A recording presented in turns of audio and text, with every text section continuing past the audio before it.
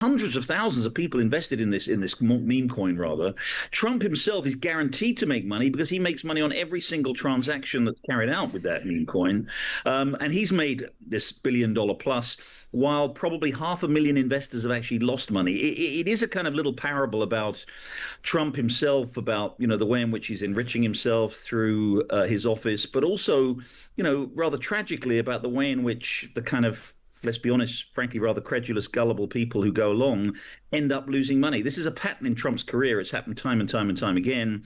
He's now just doing it while he's president of the United States. Now, President Trump says he had nothing to do with his personal finances after it emerged that he'd made about $1.4 billion from his cryptocurrency businesses last year. And he defended his gains when he was asked about them. Well, you know why I'm profiting? Because the stock market's going up. Everybody's profiting. If you have a 401k, how's your 401k done? It's about up 85%. Thank you, President Trump. So we're all profiting. I'm profiting because I have a lot of money and a lot of cash, and I give it to institutions. I don't know if they know what they're doing or not, but they buy a vast array of things. Well, the details are in nearly 1,000 pages of US President Trump's financial information, showing just how much he made and what he invested in during his first year back in the White House. Let's find out more from Gerry Baker, Times columnist and co-host of the State of It USA podcast. Good evening to you, Gerry. Hello, Carole. Well, President Trump there actually sounding pretty happy, pretty proud of his achievements in making so much money.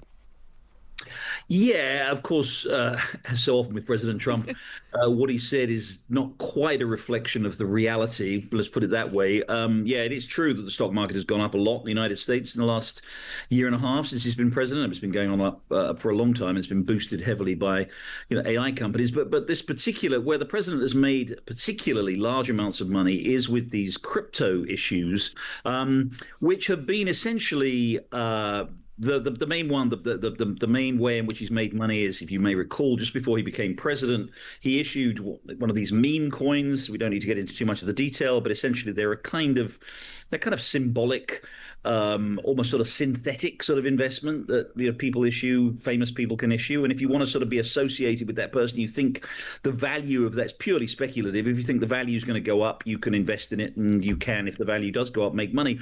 Now, the problem with this, of course, is that most people who invest in these things don't make any money because the value was high at the start. They invested in this money. Hundreds of thousands of people invested in this meme coin rather.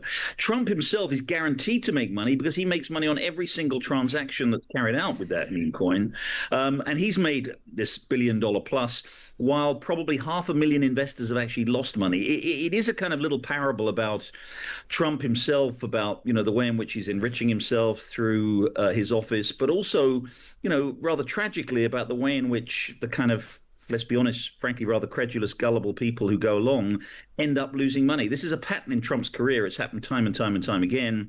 He's now just doing it while he's president of the United States.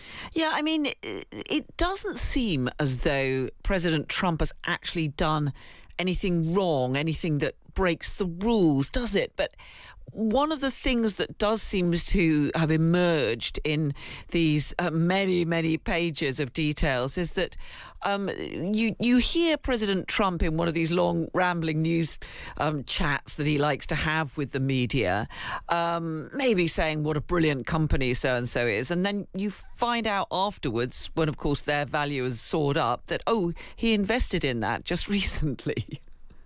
Yeah, there is. Again, there's nothing illegal, certainly on this meme coin scheme, where he's made a lot of money.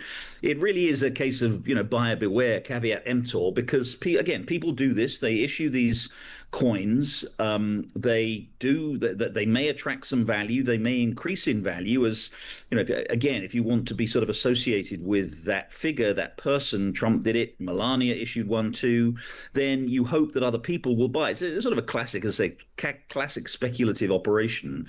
But of course, typically they don't last very long. The bubble bursts, and A lot of people are left holding coin that ends up being worthless. Again, nothing illegal about it. People do it a lot. It's traders refer to this as a pump and dump scheme, which is whereby the issuer, in a fanfare of publicity, issues this thing, gets a lot of publicity, gets a lot of attention. Huge numbers of people buy it, thereby bidding up the price, and then the people who hold the people, the lucky ones who get out quickly, are able to sell at the high price, and hundreds of thousands of people are left with losses. Again, nothing illegal, but as with much of his business practices and with much of his operation generally, of highly questionable ethics.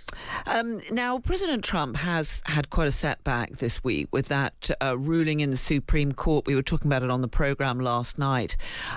Basically, the Supreme Court saying that he couldn't scrap or alter this birthright citizenship, the right for anyone born in the US to get citizenship, that he couldn't just issue an executive order to overturn that. He was clearly not happy about it, but it does seem to be this sense that he can't quite bust through the US Constitution, can he?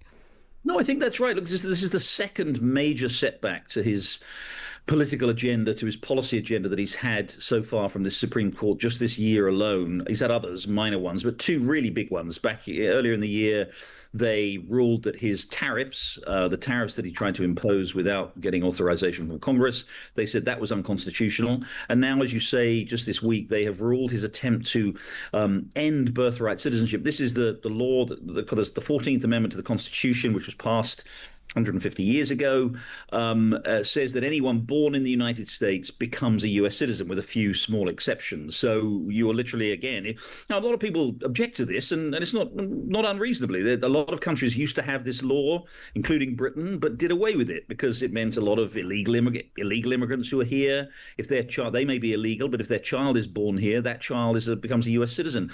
Birth tourism is a thing. People come here to have a child who are heavily pregnant and have a child who's born in the United States.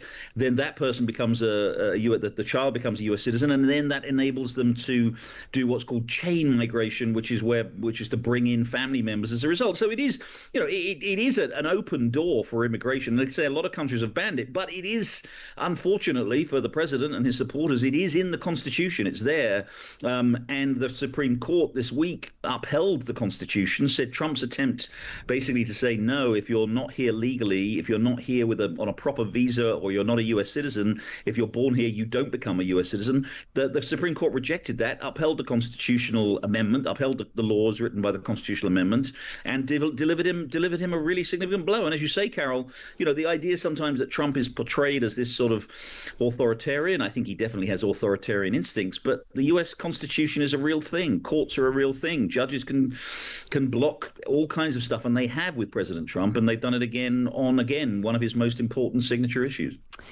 Now, Independence Day, 4th of July looming, and of course it is a big one this year. We've already seen President Trump trying so hard to put himself very much at those celebrations to mark 250 years since US independence. Talk us through what's going to be happening towards the end of this week. Yeah, so July the 4th, obviously everybody knows that's Independence Day, anniversary of the Declaration of Independence. This is a very special one, the 250th anniversary. It was signed in 1776. There were plans, as you would expect, to have a pretty big, a bigger than usual celebration. What's happened is that they've become, look, this country is very divided politically. Britain's divided too. Most Western countries are polarized. This country is extremely polarized, and a lot of people don't want to celebrate, particularly with Donald Trump. They don't acknowledge that he is that he's doing a good job as president. They don't want to be associated with his celebration. So he's So that has meant that a lot of people who were going to take part in this, singers, performers, were going to do a big event on in Washington D.C. on the Mall, as it's called. There's going to be fireworks display, all of that kind of stuff. A lot of people pulled out of it. So Trump instead has turned it into his own, what frankly kind of looks like a kind of a MAGA rally. His one of his MAGA rallies. There's going to be some of his own performers. He's going to give a long speech, as he typically does. There will still be fireworks, but look, the mood of celebration. Half the country will be celebrating. Half the country likes Donald. Well, a bit less than half now, but part of the country will be celebrating, likes Donald Trump. The rest of the country will, sort of be doing their own thing, having their own 4th of July celebrations.